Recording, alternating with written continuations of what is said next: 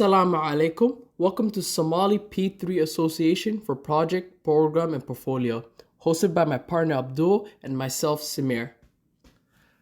Asalaamu calaykum. Waxaa halkan kusoo dhawaada Somali B3 Association for Project, Program and Portfolio.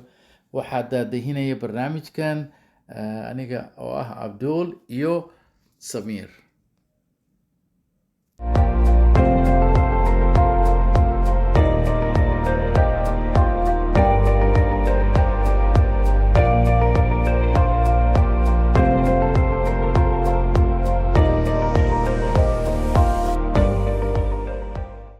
This video marks our second episode, and we will be further discussing program and portfolio definitions. Tani waa qaybtii labaad. Qaybtani waxaan kaga hadlaynaa barnaamijyada iyo portfolio anagoo si tafatiran u qeexi doona.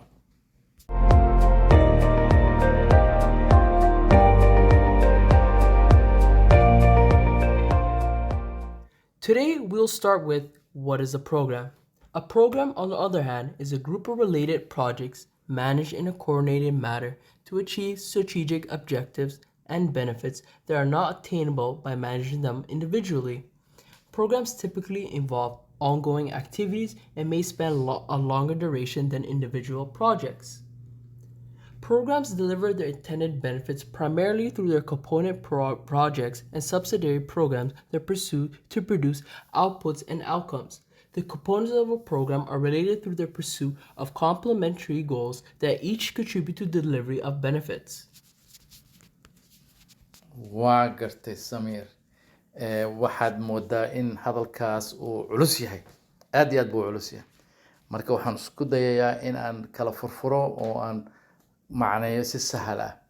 Haddii aan ka hadalno programyada, programku waxa weeye wuxuu keenaa faa'iidooyin loogu talagalay in lagu horumariyo mashaariicda, qaybaha iyo barnaamijyada hoos imaada, kuwaas oo loo raadsado inay soo saaraan natiijooyin wax ku ool ah, natiijooyin qaybaha barnaamijka waxa ay la xiriiraan raadinta yoolalka goalska oo dhammaystiran oo mid walba gacan ka geysta bixinta faa'iidooyinka, delivery of benefits. Marka waa muhiim maamulidda barnaamijyada. Waxaa kaloo jira barnaamijyadu waxay ka koobmaan dhowr mashaariicdaas oo la xiriira loona maareynaya hab isku dubaridan oo way isku xiriirsan yihiin. Mid walba midka kale ayuu ku xiriiraa. Sababtuna waxa weeye maamulidda programku waxa weeye dhowr mashaariic oo isku xiran weeye oo faa'iidada ay keenayaan waxay ku xiran yihiin programka ayay ku xiran yihiin. Mashruuc kasta gooni faa'iidadu keeno waxaa laga yaabaa mashruuca koowaad inuu ku xiran yahay kan labaad, kan saddexaad, kan afraad, kan shanaad. Marka kulligood waxay hoos imaanayaan dalladda programka. Programku waa dallad waxa hoos imaanaya dhowr mashaariic taa oo loo maamulayo si hufan. Waxaan u maleynayaa arrintaa inay la fahanteen. Waxaa kaloo jira sida caadiga ah programyadu waqtigoodu wuu dheer yahay, dhowr sano ayuu qaataa. Laakiin projectyaasha ama mashaariicda waqtigoodu wuu yar yahay ama wuu kooban yahay, laakiin programku markasta wuu ka weyn yahay. Marka sidaa aan ula socono.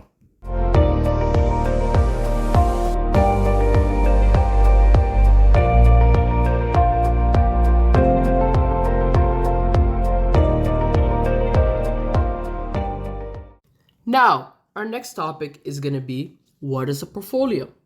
A portfolio is a component collection of programs, projects, or operations managed as a group to achieve strategic objectives. The portfolio components may not necessarily be interdependent or have related objectives. The portfolio components are quantifiable, that is, they can be measured, ranked, or prioritized. A portfolio exists to achieve one or more organizational strategies and objectives and may consist of a set past, current, and planned or future portfolio components. Portfolios and programs have the potential to be longer term with new projects rotating into the portfolio or programs, unlike projects that have a defined beginning and end. portfolio waa maxay?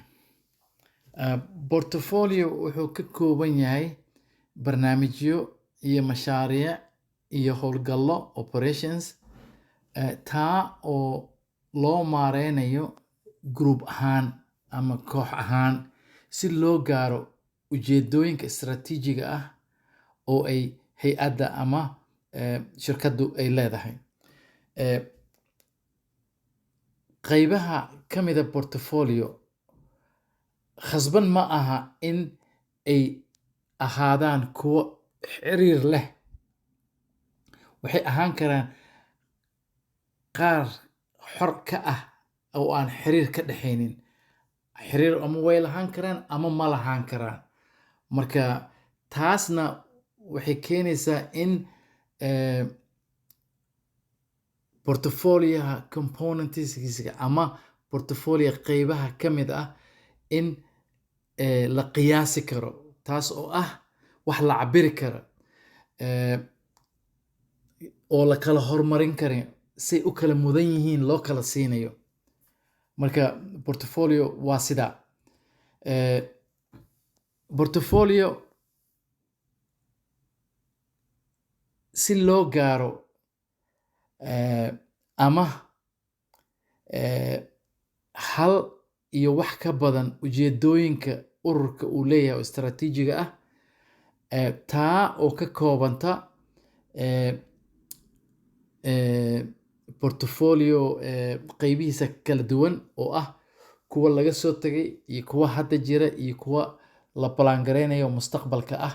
intaba portfolio way ka kooban tahay. marka portfolio iyo programyadu waxay awood u leeyihiin inay muddo dheer joogaan si ka duwan mashaariicda. mashaariicdu waxay leeyihiin bilaaw iyo dhammaad qeexan, laakiin portfolioda dhammaad ma lahan. waa umbrello weyn oo ay hoos timaado programyada, subprogramska, subportfolioska, operationska, howlgallada, projectska, waxaasoo dhan baa hoos imaanaya. waa dallad weyn weeye portfolioda, waa dallad weyn. marka sidaa ula socda. taasna waxay markasta ka shaqeynaysaa ujeedada ay leedahay hay-adda ama ururka ay leeyihiin. ujeedooyinkooda ayay sugaysaa in ujeedada la gaaro oo ujeedooyinka istaraatiijiga ah. An organization may have more than one portfolio, each addressing unique organizational strategies and objectives. Proposed initiatives are structured as portfolios and components are identified, evaluated, selected, and authorized. In addition, portfolios may contain sub-portfolios. See Figure 1. waa gartay Samiir. bal aan isku daya fikirkan jaantuska koowaad aan eegno. waxa uu leeyahay waa portfolio program and projects high level view. kor baanu ka eegaynaa. waxaan arkaynaa in portfolioha ay kor joogto, kadib waxaa ku xiga subportfolios, kabacdi waxaa ku xiga program, kabacdi waxaa ku xiga project. saabay u farcamayaan.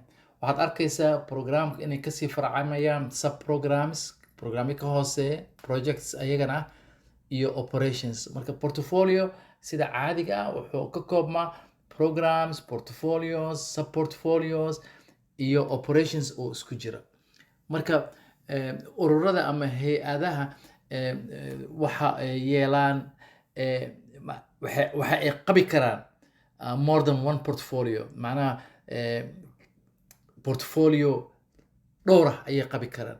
Taa si ay maaragtay ujeedooyinka ay leeyihiin ay u gaaraan, isla markaana hindisayaasha la soo jeediyey ayadoo habaysan ayay kaga qayb galayaan. Taa oo loo aqoonsanayo, la qiimeynayo, lana dooranayo, lana ogolaanayo managementiga ama dadka markaas sponsorka ayaa maaragtay ogolaanaya.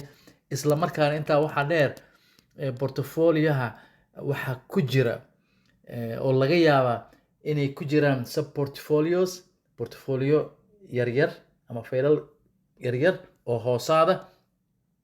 Eeg sawirka figurkan si qeexan buu maaragtay noogu qeexahaya oo sahal ah.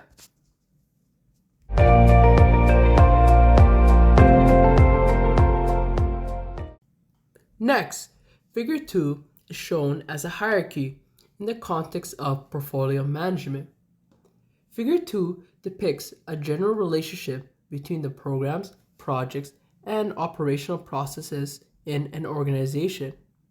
In Figure 2, vision, mission, and organizational strategy and objectives illustrate the relationship and the direction provided to portfolio management, strategic planning, and management of programs, projects, and operations.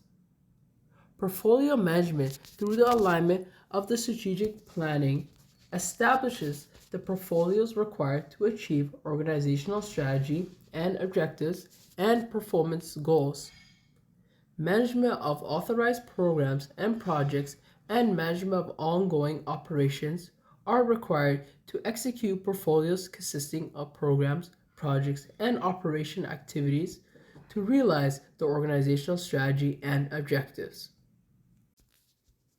Waa tahay jaantuska ama tusaalaha kor ku xusan oo labaad figure 2 waxa uu muujinayaa xiriirka guud ee ka dhexeeya barnaamijyada, mashaariicda iyo hababka howlgalka ee ururada ama hay-adaha, himilada howlgalka, himilada iyo istiraatiijiyada hay-adaha iyo ujeedooyinka. Waxa ay muujinayaan xiriirka iyo jihada la siinayo ama la aadayo ama loo hagayo qorsheynta istiraatiijiyadeed ee maamulka portfoliyada iyo maareynta barnaamijyada, mashaariicda iyo howlgallada. Sidaa arkaysaan waxa weeye sidii haramkii oo kale weeye, way isdul saaran yihiin. Waxa ugu horeeya visionka kor markaan kasoo bilaabno,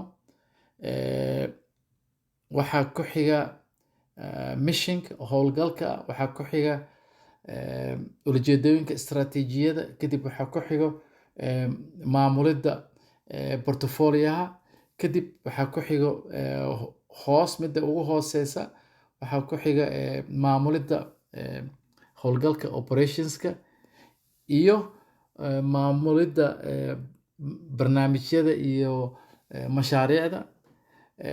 Intaasoo dhanna waxay khasban ah in ay gaaraan ujeedooyinka laga leeyahay hay-addaas, ujeedooyinka istiraatiijiyada ee leedahay, iyadoo ay isticmaalayaan organizational resourceska ama resourceska jira oo organizationka uu leeyahay ama hay-adaha ay leeyihiin. Marka maareynta portfolio iyada oo loo maraya toosinta qorsheynta istiraatiijiyada waxay dejisaa portfolio loo baahan yahay si loo gaaro istiraatiijiyada iyo ujeedooyinka hay-adaha ama ururada iyo yoolalka waxqabadka. Marka sidaa ula socono.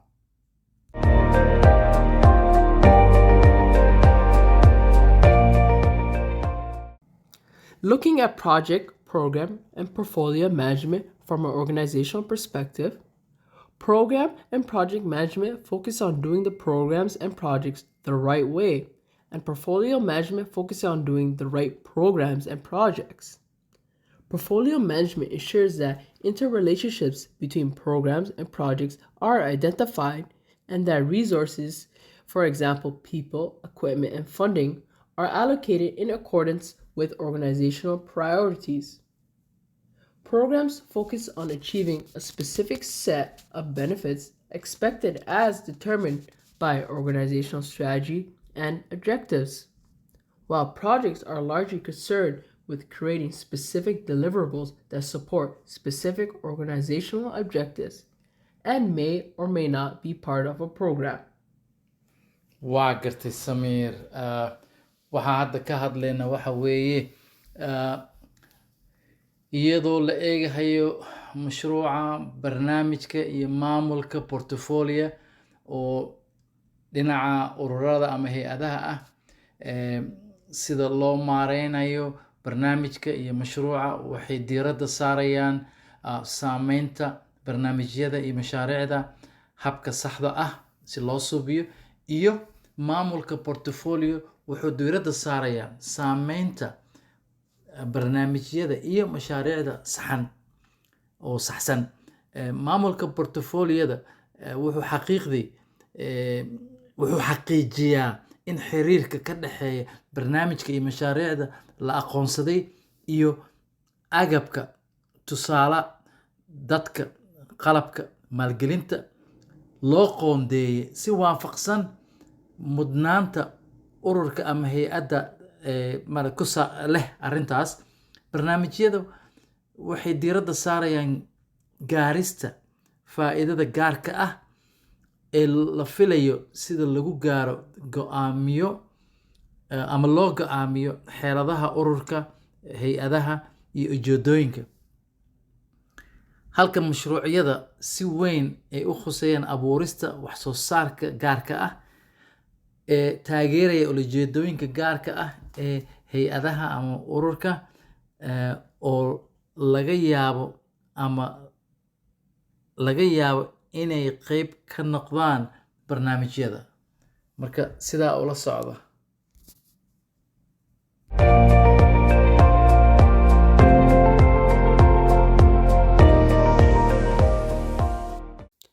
Thank you. This will conclude our session today. Our next video will be on the topic of the difference between managers and leaders. We shall answer all the questions related to the difference between a manager and leader. Please like, comment, share, subscribe, and have a great rest of the day.